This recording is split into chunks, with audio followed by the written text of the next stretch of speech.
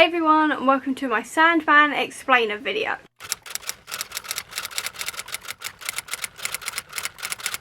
We've all heard about the Sandman by now, haven't we? It is absolutely everywhere across the internet. It has just been uploaded to Netflix, but it's also like an adaptation of a really famous comic series, but it's a very, very big hyped comic book series and things like this. So this video is going to be an explainer, as in what the premise is, who are the characters, and then who is also playing them. So with that, let's get into exactly what the Sandman is about. The Sandman follows the character of Dream, otherwise known as Morpheus, sometimes known as the Dream King, and a whole load of other names, but we'll just go with Dream and Morpheus at the moment. And he is the anthropomorphic personification of dreams, which essentially means that he is the concept of dreams made into humanoid form. If you've read any Terry Pratchett books, you know that anthropomorphic personification is people like death, things like this. So it's very much like that, but it's sort of like the concept of dreams. And he's not the only one. There is 6 other anthropomorphic personifications. They are known as the Endless, and they are siblings. The other ones are the anthropomorphic personifications. I'm going to stop saying that. That's very difficult to say.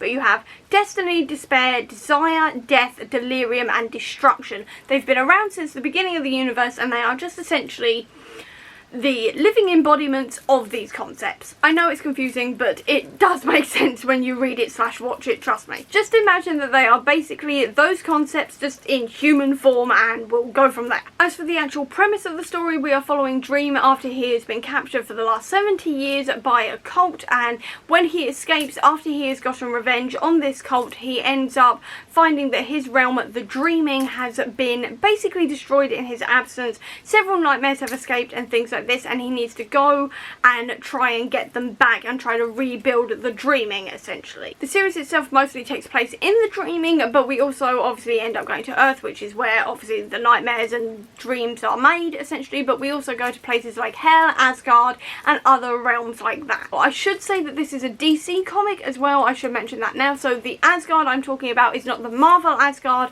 it is the DC Asgard. But in saying that, you don't really need to know anything really about DC comics. I don't personally, because I don't generally read DC comics. The only ones I read are Sandman, and I was perfectly fine reading this. I will say that a couple of characters do turn up, but it's not crucial to know that much about them to understand the Sandman. And actually, speaking of realms, I should also mention that the Lucifer from this Sandman series is the Lucifer that inspired the Lucifer TV show. So if you are a fan of the Lucifer TV show, where he has created Lux, he's with Mazikeen and Amenadiel, then this is actually where it came from. But the Lucifer in Sandman is very, very, very, very, very different. The Lucifer in Lucifer is vaguely based. It's one of those ones where they took the idea of Lucifer, Lux, and Mazikeen and Amenadiel, and then just completely ran with it and went in a completely opposite direction. So please be warned about that. If you love Lucifer, do not expect Tom Ellis or that Lucifer to be in Sandman. It's a completely different character, but they have the same base. As for the genre of this, it is a dark horror. There is a lot of murder, death, blood, guts, gore, all of that kind of thing. So please be warned about that. But it started out as a dark horror, but then it basically evolved into a fantasy series as Dream starts to sort of become a better person, undo his past mistakes, and basically try to change things that haven't been changed in millennia, essentially. And that's all you really need to know about the premise of it without going into too much spoilers. But essentially, we are following Dream after he has escaped from being trapped by a cult, and he's trying to rebuild the Dreaming and reconnect with his siblings, undo his past mistakes, that kind of thing. I should mention as well that there are 2 separate versions of this cast. You have the audiobook version and then also the TV show version. I'll leave the graphic here for the audiobook version if you are interested in that, but I am going to be talking specifically about the cast of the TV show. First of all, you have Dream, and Dream is going to be played by Tom Sturridge. I can't really tell you much else further than the fact that accurate casting, to say the least. He was actually picked out of 5,000 different actors who auditioned. We're ignoring the construction noises because that's not going to stop anytime soon, and I need to get this video done. So the second person I want to talk about is Matthew the Raven. He is a human that died in the Dreaming and is now a friend of Dream, and he is voiced by Patton Oswalt. We then have Joanna Constantine, and if that name sounds familiar, that is because there is a Keanu Reeves movie called Constantine, who is this character. They are a DC character, I should mention. There is also the version, I can't remember who plays them, but essentially they're on Legends of Tomorrow and had their own series. They also interacted with Tom Ellis's Lucifer on the Crisis of Infinite Earth, Exorcists bit as well, so if you are a DC fan and you saw any of that, that's Constantine. But essentially they are a demon hunter and an exorcist, things like this, and they are actually going to be played by Jenna Coleman. What's interesting about this as well is that we are also going to get flashback versions to a ancestor of this Joanna Constantine, who is also going to be played by Jenna Coleman. We then have Lucifer, who is not going to be played by Tom Ellis because this is comic accurate. Tom Ellis does not look like the comic accurate version and it would have just gotten confusing. So instead we have Gwendolyn Christie.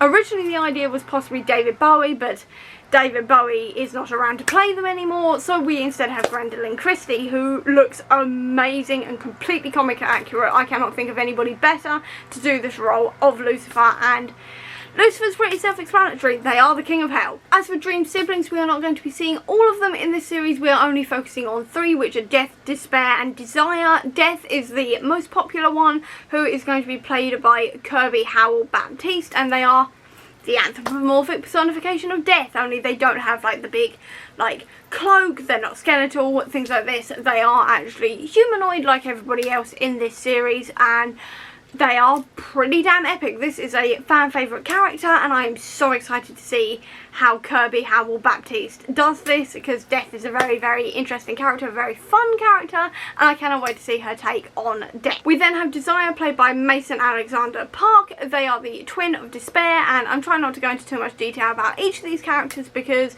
I feel like it's better if you get to know them throughout the series, but essentially they are the anthropomorphic personification of Desire. And then we have Despair, played by Donna Preston, and they are the twin of Desire and the anthropomorphic personification of Despair. We then have the Corinthian, played by Boyd Holbrook. This is a nightmare who escaped and is now a prolific serial killer on Earth who takes the eyes of his victims.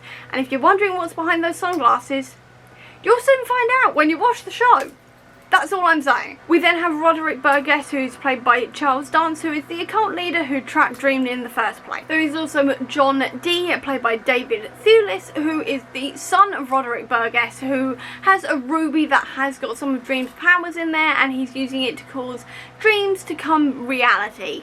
And not in a good way. We then have Lucian, who is played by Vivian Archie-Ampon, who is the librarian of the Dreaming. And then the final one I'm going to mention today is Merv Pumpkinhead, because they are voiced by Mark Hamill, of all people. They are voiced by Mark Hamill, and they are on the construction team working on rebuilding the Dreaming. And that's actually where I'm going to leave this video here. If you want to see the full reading order for the comics, I'll leave a link down below to my website, The Comic Book Sanctum, which has the full reading guide on there. So if you want to check it out, you can do it that way. If you actually want to read these though and buy them yourself, I'd check out your local comic book store.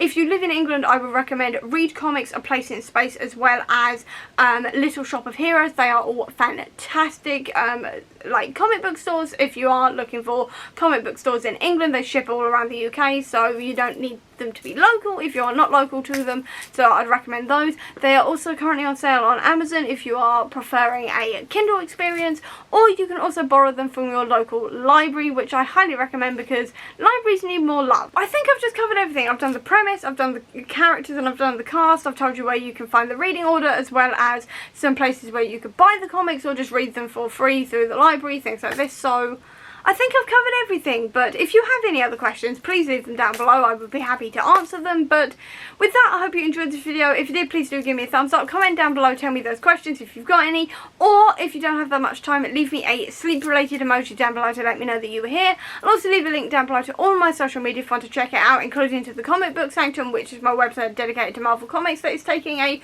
small break from that this week for Sandman purposes before going back into Marvel next week. But all that reading order, like I mentioned, is down below.